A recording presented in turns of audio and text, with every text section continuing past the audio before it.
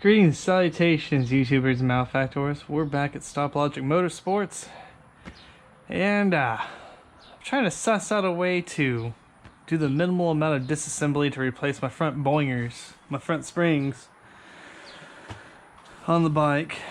So common way of doing this is to pull your front wheel, your brake assembly, all that, yank your forks out, then pull your springs out that way. Now I think in my infinite foolishness slash wisdom, I'm considering taking the bars off and then basically loosening the top caps and then putting a stopper between the tire and the fender. I've never tried this method before, but you know, anything's worth a shot at least once. But yeah, I was originally going to try and do it without taking the bars off, but there's just no way you're going to get the clearance you need to pull the caps and the springs out. Well, goodness.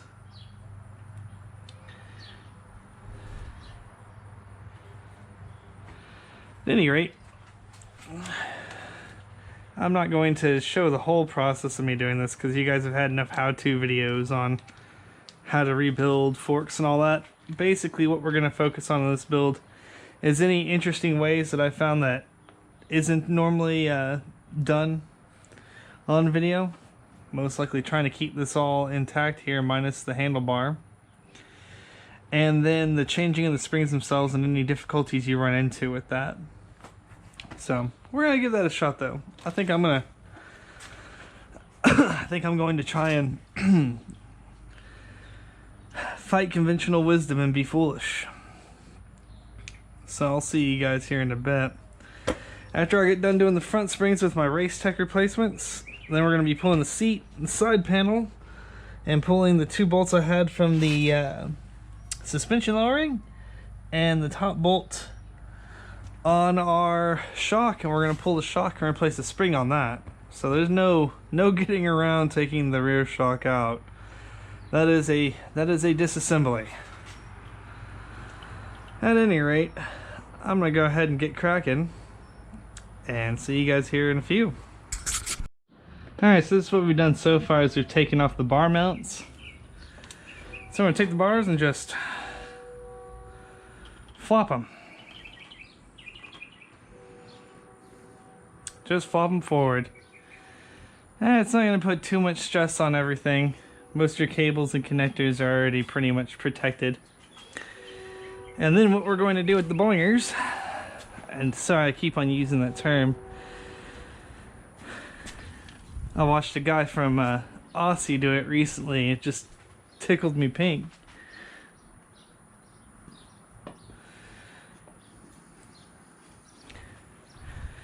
I'll save this block. This will be important later.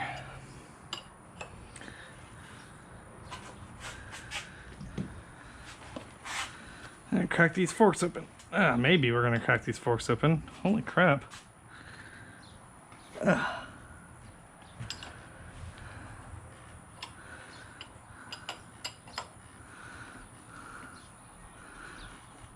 And it does look like a 19, but it's a very sloppy 19. 18 didn't fit on here, I already tried it.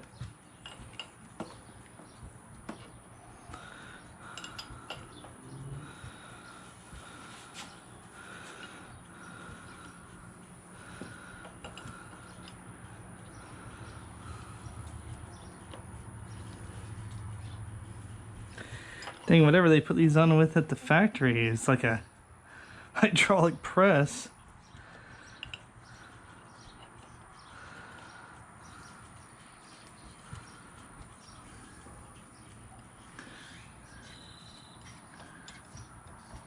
Not really digging how much slop there is on this 19. I'm going to try and use the standard and see if I can cinch this down a smidge.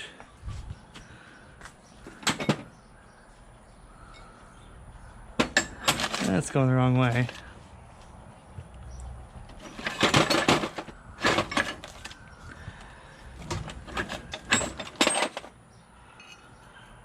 That's also still going the wrong way.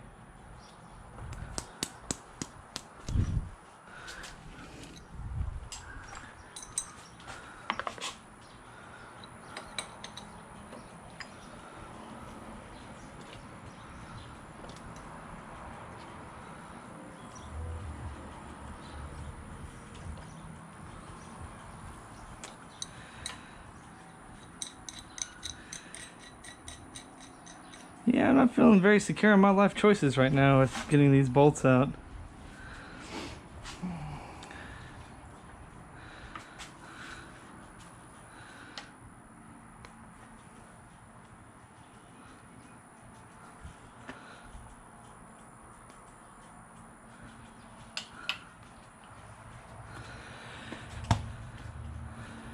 I'm gonna see if I can get this loose.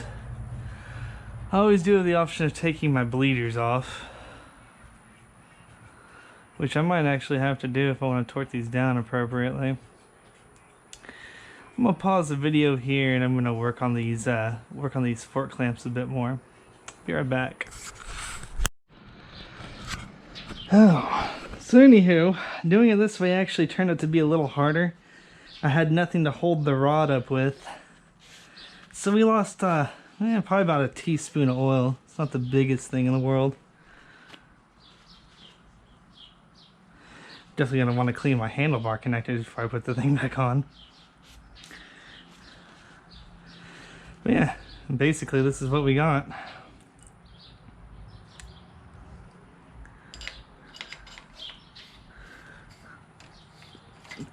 So we're halfway done with this job. I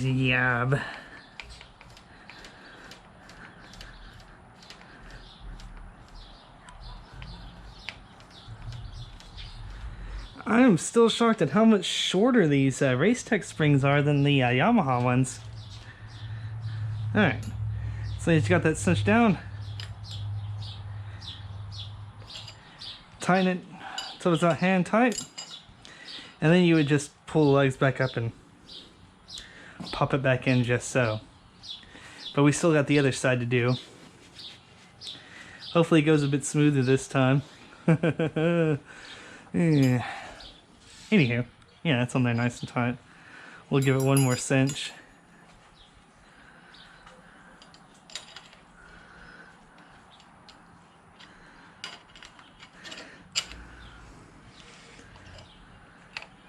As I said, you guys in the comment section will probably eviscerate me watching me do my forks like this. But, well. Maybe I'm being ingenious, maybe I'm being a doofus. Most likely I'm just being a doofus. Alright. Like a Chevy. What?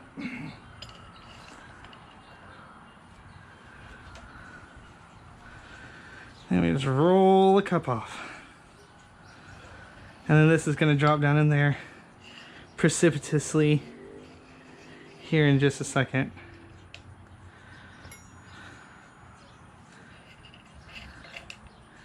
There we go. Our spacer's off. Man, these mosquitoes out here are eating me alive. Goodness. Come on, man. Let me be. I'm not a good snack, trust me.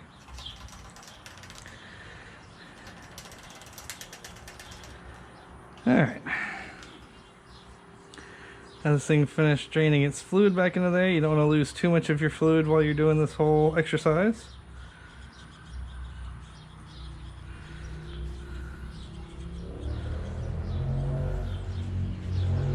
And then we're going to see if these are the same length as the other one. Most likely you're going to have the same amount of spacers. That's the old one, or the old two. Let's get this brand new Boinger out.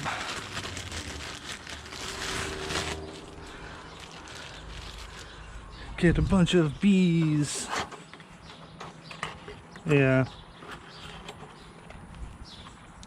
Why are the fire ants interested in my springs? Alright, so apparently Racetech sent me just the right amount of washers.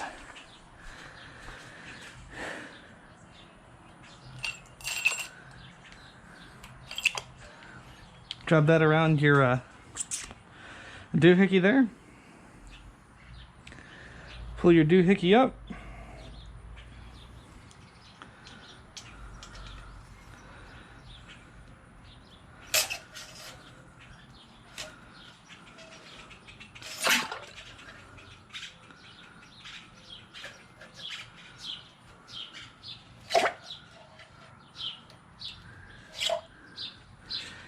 That's basically how I figured out how to do it. And my lunch is getting eaten by these dang mosquitoes. I'm surprised I'm going to have any blood left by the time this is done. Now all your stuff won't disappear down the bike. So we have successfully, let me walk that statement back. We have swapped out our front Boingers. I need to remember which Aussie said that, because that has just been killing me all week, my Boingers. When it comes to countries of favorite content I like to consume on how-to videos, it's definitely the Aussies. Just so dang hilarious.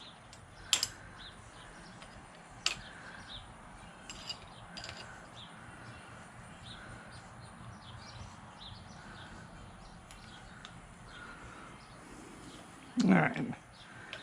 These are snug. They'll snug down just right.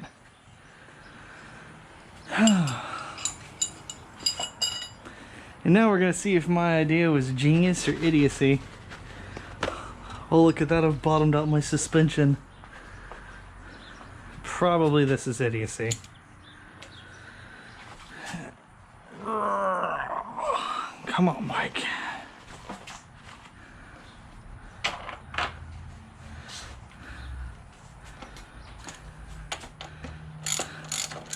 I'll look up the torque values on this later.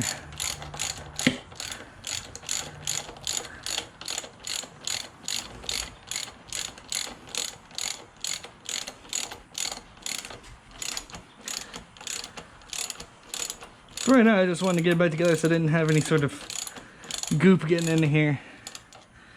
Alright, that's snugged.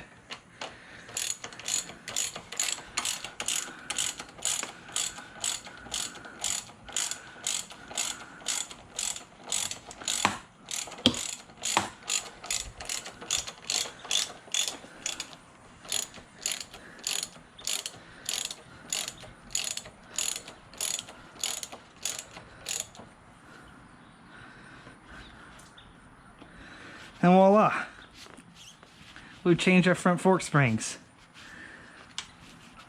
So as far as any cleanup or anything else like that goes, putting the bars back on, I don't think I really need to bore you guys with those details. I think if you're watching a video like this, you can pretty much figure out how to put the bars back on yourself. We're of course going to bleed this back out and probably swap back to my fork bleeders. You know what, I'll just go ahead and... Actually, before I do this, I better clean this off a little bit. And not chain cleaner. Where is my contact cleaner?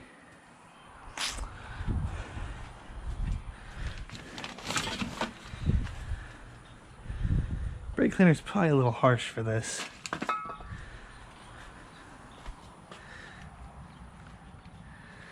Chain cleaner is definitely too harsh for that. I'm running out of daylight anyway. Oh, there we go. Electronic parts cleaner. Get a little spritz. Clean the affected areas. Make sure we don't leave any oil on there. Oh. Now the great part about electronic parts cleaner is it eats fork oil, but it doesn't really eat much of anything else. That's why I use it when it's coming to servicing forks and stuff. It's probably about the least harsh chemical you can use on your stuff. And it dries like almost instantly, so you don't need to be really bothered if you accidentally leave a little bit on there. Alrighty. So I managed to beat nighttime. Ooh, come on, bottle. And then tomorrow, we're going to be tackling the extraordinarily delicate work of the rear shock, which is more disassembly. And honestly, this should have been more disassembly than that. You guys just watched me cheat this. I don't recommend doing it if If you want to learn the right way to do it, don't do what I just did. Pull your front wheel and everything like you're supposed to.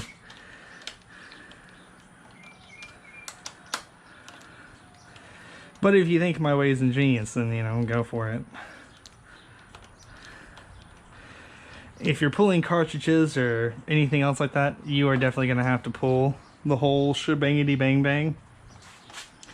There's no way around that. You can't get all slick with it.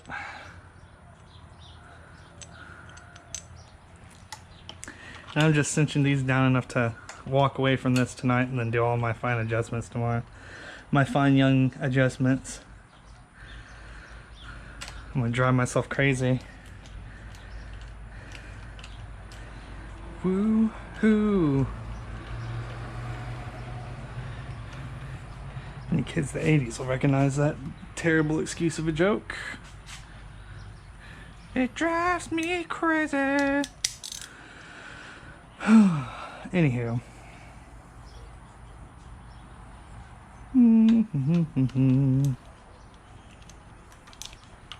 Just trying to make sure if these things flop, they don't strip out.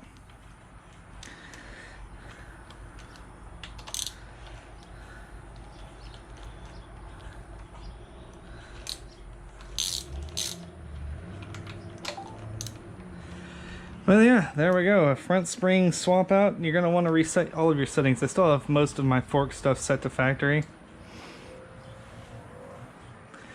You're going to want to probably adjust your settings after you've got done noodling with your springs. So all of your stock settings, you're probably not going to have dive on a bike that you've just increased the front spring tension by 15% on. So if you've cranked down your compression dampening, you're probably going to want to back that off. I haven't yet. I was just letting this thing go full dive because, you know, well, whatever. But alright, the rest of this I will save for not boring you guys with, because I've probably gilded the lily quite enough tonight. But if you like what you see, like and subscribe. If you don't, feel free to criticize me harshly. If you think that what I did today was absolutely reprehensible, then, you know, also feel free to criticize me harshly. I almost enjoy it. But at any rate, see you guys on the rear shock.